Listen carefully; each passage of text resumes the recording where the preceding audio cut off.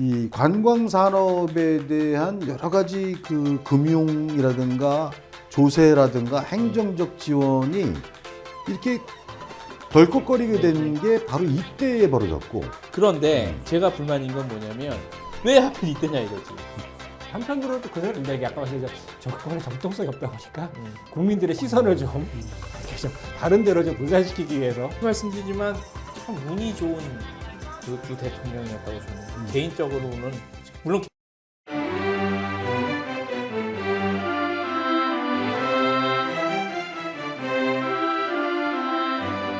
전두환 정권 시대입니다. 1980년에서 88년 2월 정도까지인데요. 일단 요때는 중요한 게 올림픽이 개최가 확정이 됩니다. 요게 아주 큰 일대. 요거를 무시까지 아무튼 요거는 짚고 넘어가야 될 문제고, 왜냐하면 올림픽을 위한 준비가 그게 자의반 타의반 해야 되는 수밖에 없었으니까 1981년부터 국민복지관광정책 일환으로 뭐 전국에 걸쳐서 뭐 국민관광지 개발 뭐 이런 것들이 있고요. 민간 주도에 의한 관광 산업의 성장기를 맞이했다고는 나옵니다. 이 판단은 잘 모르겠고 83년부터 여기가 중요합니다. 이제 여기서 이게 중요한 얘기가 나와요. 1983년에 전면 자유화가 아니라 국민 해외여행 완화 조치가 50세 이상 국민에 대해 부분 실시. 그 점진점 확대는 나중의 문제고. 그다음에 83년 무슨 뭐 총회 뭐 이런 건 좀 생략하고요. 아시안 게임이 요때 또 열립니다. 요게 사실 전두환 정권 때는 운이 좀 좋았어. 87년에는 관광진흥법과 관광단지 개발 촉진법을 관광진흥법으로 통합 개정하여 관광진흥을 위한 법체계 일원화. 요것도 좀 의미가 있는 거는 같아요. 법체계 일원화 같은 것들로 이렇게 일단 짧게 정리가 됩니다. 제가 봤을 땐 뭐 나중에 또 저희가 오늘 얘기를 나눌 테지만 문재인 정권 때는 코로나 팬데믹이라는 아주 굉장히 관광산업 측면에서는 속된 말로 좀 재수가 없었고, 전두환 정권 때는 운이 참 좋은 시절을 맞이한 것 같아요. 예.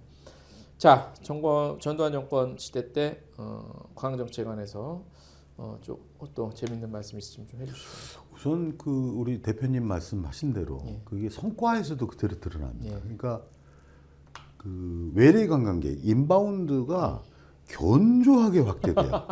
그러니까 빠지는 이 7년 동안에 빠지는 시기가 없이 쭉 발전을 합니다. 그래서 확실히 그런 점들이 있고, 전두환 대통령 시절에 무엇보다도 중요한 게 지금 말씀하신 88 올림픽입니다. 사실은 국제사회에서 한국이라는 존재가 알려지기 시작한 첫 번째 계기가 되는 거죠. 이 계기를 통해서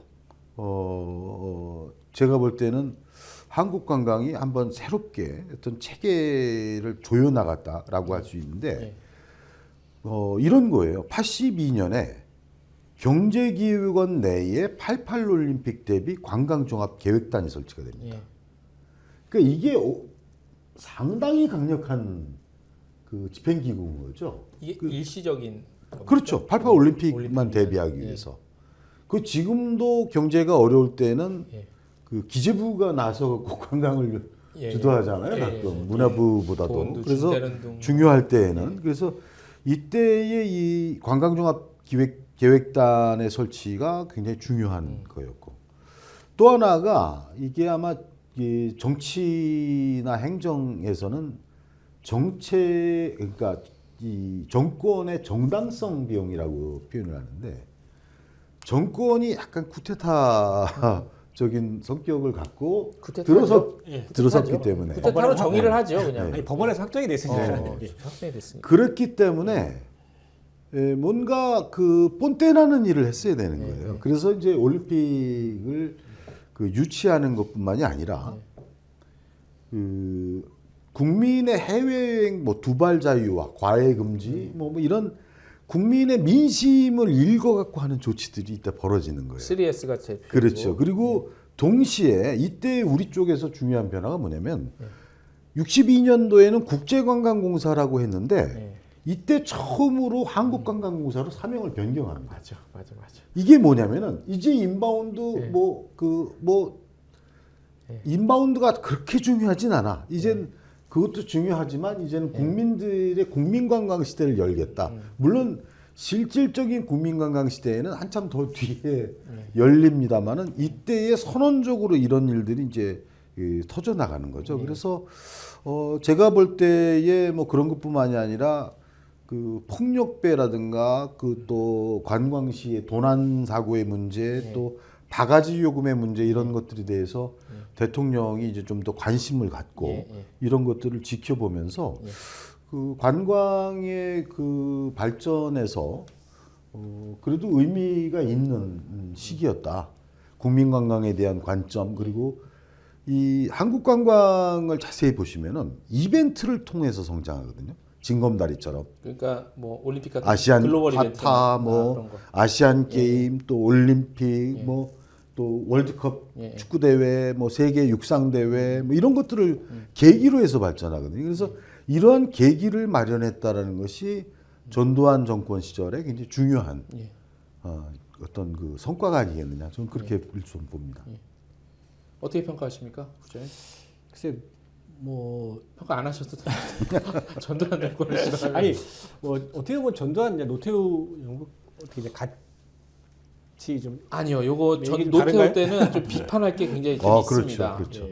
아시겠지만. 아니 일단은 보면은 이제 인바운드 측면에서는 저희가 봤을 때는 이제 12.12가 나고 나서는 좀 줄었어요.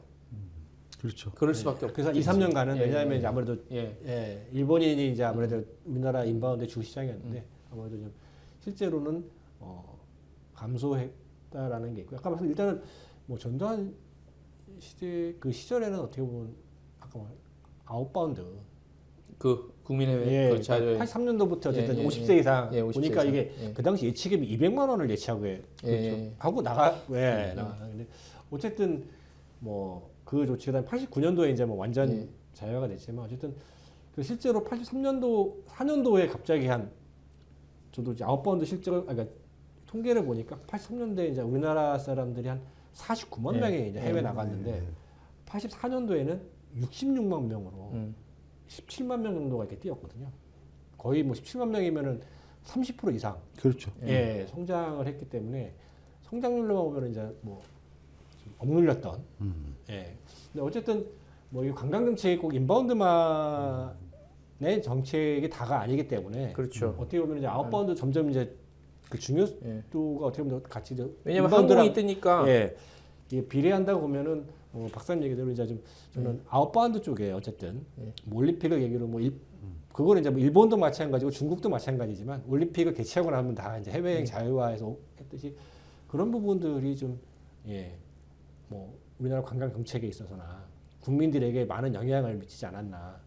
한편으로는 또 그런 생각이 듭니다. 이게 아까 말씀 이제 정권의 정통성이 없다 보니까 국민들의 시선을 좀 이렇게 좀 다른 데로 좀 분산시키기 위해서 아까 이제 그 국민 해외여행의 그 부분 적인 개방이 있었다고 이제 말씀하셨는데 이때에 사실은 대학생 해외 연수도 이때 시작합니다. 80년 그때.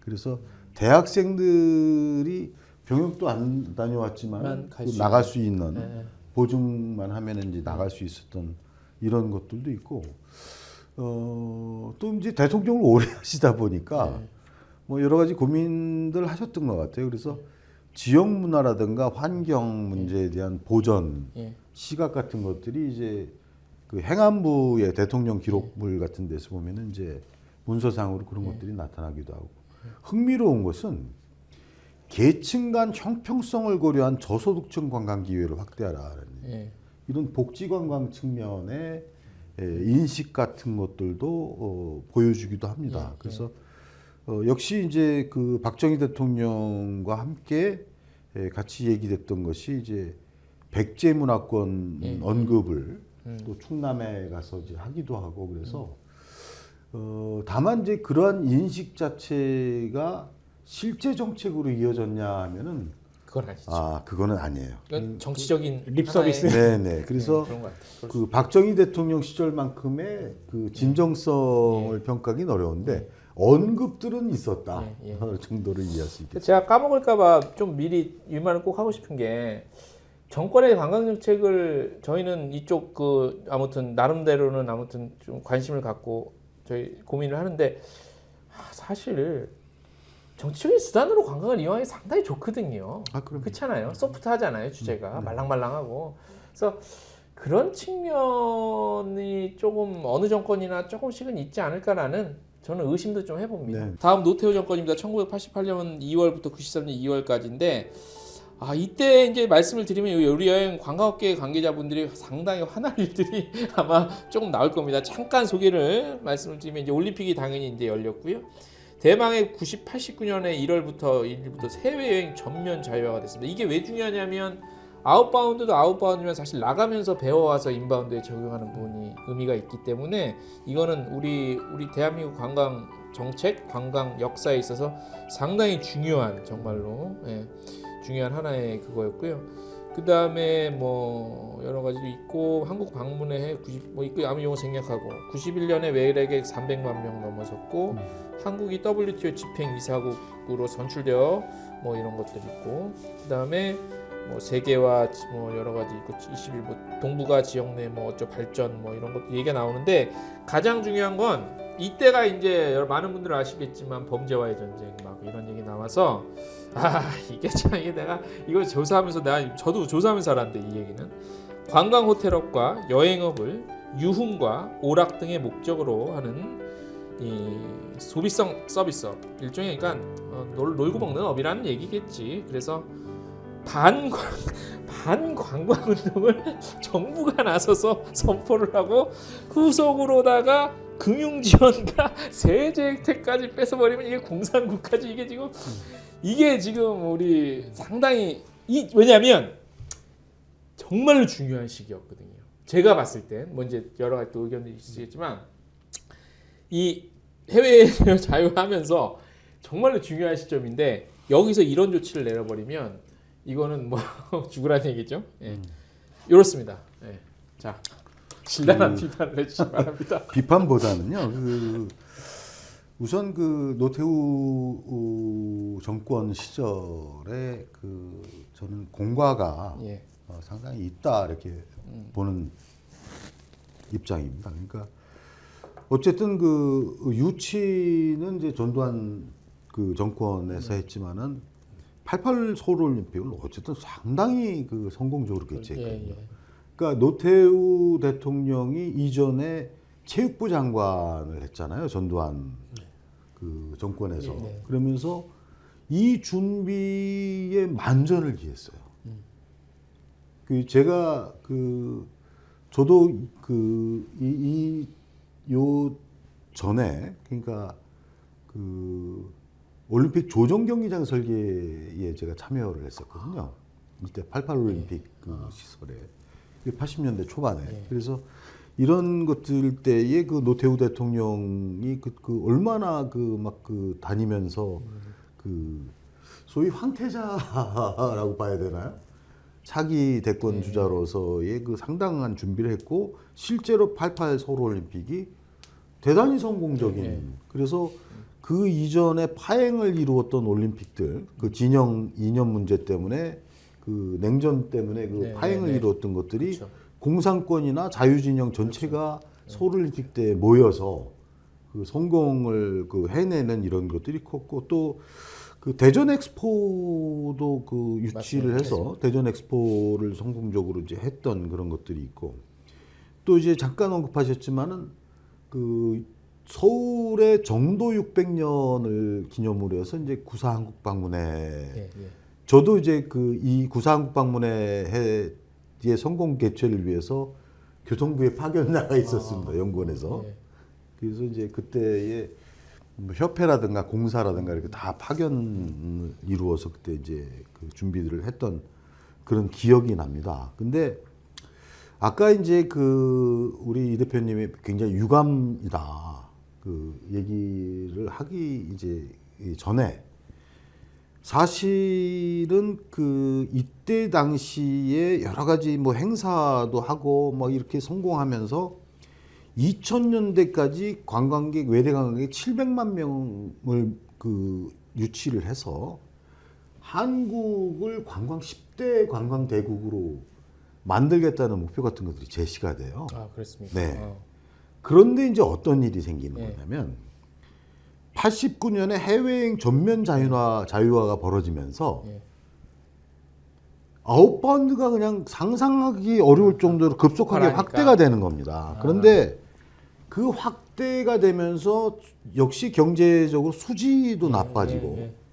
또 확대된 어떤 이런 관광객들에게 무슨 문제가 생기냐면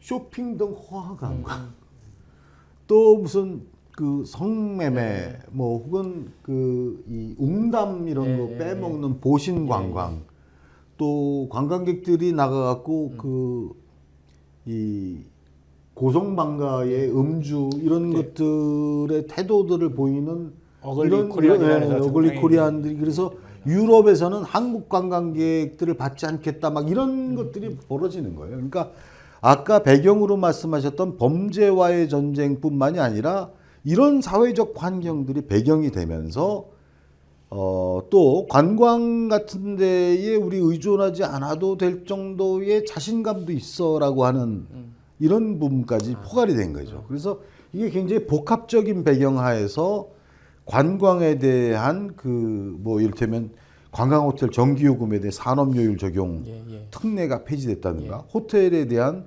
특별소비세 면제가 폐지가 됐다든가 이 관광호텔 부가세 영세율이 최초로 폐지가 되면서 이 개폐가 거의 10여 차례 최근까지도 벌어지고 있어요. 최근까지 벌어졌나요? 그럼요. 그러니까 또 영세율 적용해줬다가 다시 그렇죠. 닫았다. 그 얘기는 그래서 뭐 국회에서도 수차례 이런 것들에 대한 논란이 벌어지고 했던 그 출발이 바로 이 시대에 있었던 거죠. 그래서 이 관광 산업에 대한 여러 가지 그 금융이라든가 조세라든가 행정적 지원이 이렇게 덜컥거리게 된 게 바로 이때에 벌어졌고 이 그늘이 지금도 제가 봐서는 작동을 다 안 거쳤어요. 예. 거치질 않았다는 거죠. 그래서 이때에는 명과 암이 굉장히 뚜렷하다. 이 정권에서 관광이라는 게. 그런데 제가 불만인 건 뭐냐면 시기적인 문제. 물론 뭐 이 당시에 시기적으로 중요하지 않냐는 인식을 잘 못했겠지만 왜 하필 이때냐 이거지. 그죠? 어떻게 한참 뛰어나야 아니 되는. 뭐 그때 거는 뭐 어쩔 수 없는 거죠. 어쩔 수 없고. 근데 어쨌든 이때 뭐 어떻게 보면 제 생각에는 제가 학교 다닐 때인데 대학교 다닐 때인데 그 이때 제가 그런 89 90 그러네. 그러네. 그때 제가 공부를 잘 안 해서 네. 근데 뭐 태우 정부 때 잘했던 거는 제가 보기에 이제 중국하고 수교한 문제라든가 그렇죠. 러시아하고 수교. 러시아, 왜냐하면 이제 국방. 관광이라는 게 기본적으로 교류잖아요. 뭐 교육은 수교가 없어도 교육은 내는데 사람은 솔직히 수교가 미수교 국가 같은 경우에는 이제 좀 불안한 부분도 있기 때문에 뭐 어쨌든 중국이나 러시아 또 동구권들하고 어쨌든 수교를 했다라는 게 뭐 인바운드든 아웃바운드든 그렇죠. 관광 측면에서는 상당히 그 일단 밑바닥이 밑바닥이 깔아놓다. 깔아진 거거든요. 수교라는 게 또 쉬운 문제는 예, 아니잖아요. 예, 네, 또. 그런 면에서는 어쨌든 노태 정부가 북방 외교라 그래서 하고 또 그때 또 제가 알기로도 북한과에서도 좀 남북 계획에서 좀 우리가 이겼다. 정치적으로는 완전히 이제 이겼는데 오히려 이제 우리가 좀 도와주겠다라는. 왜냐하면 그래서 이제 중국하고 러시아가 아마 수교를 해서 이제 봐라. 우리도 이렇게 했으니 뭐 우리도 남북 간에도 한번 뭔가 대화를 해보자. 라는 뭐 이런 것들이 있었던 걸로 기억을 하거든요. 그래서 제가 학교 다닐 때는 이제 관광학과에서 그런 것도 있었어요. 통일에 대해서 관광이 많이 역할을 해야 된다. 라는 게 실제로 이제 이때부터 많이 나왔었거든요. 그래요? 그때. 예. 그럼요. 89년도, 80년대 말부터 아마 이렇게 나왔던 건데 노태우 정부 때 북방외교가 되고 중국하고 러시아 수교하니까 그럼 뭐 북한과는 우리가 솔직히 싸울 일이 뭐가 있냐. 그리고 이제 뭐 남북 간의 뭐 체제 경쟁은 이미 끝난 거 아니냐. 그러면 이제 우리가 좀 더 여유 있으니 좀 어떻게 보면 그런 거죠. 좀 여유 있는 사람 좀 양보해서 좀 사이좋게 지내는 게 뭐 좋은 거 아니냐. 그래서 남북 간의 관광도 좀 해야 된다. 그리고 그거를 통일의 어떤 밑바탕을 좀 관광이 역할을 해야 되지 않냐. 뭐 이런 얘기도 좀 어떻게 보면 좀 나왔던 시기가 어떻게 부분이 어쨌든 좀 뭐 노태우 정부의 어쨌든 명이라고 좀 볼 수도 있지 않을까. 뭐 아무 많이 얘기하셨으니까. 예.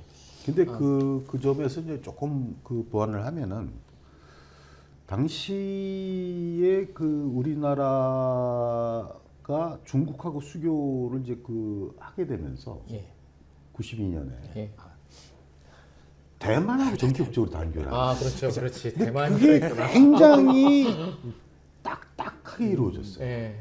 그러니까 굉장히 충격적으로 네.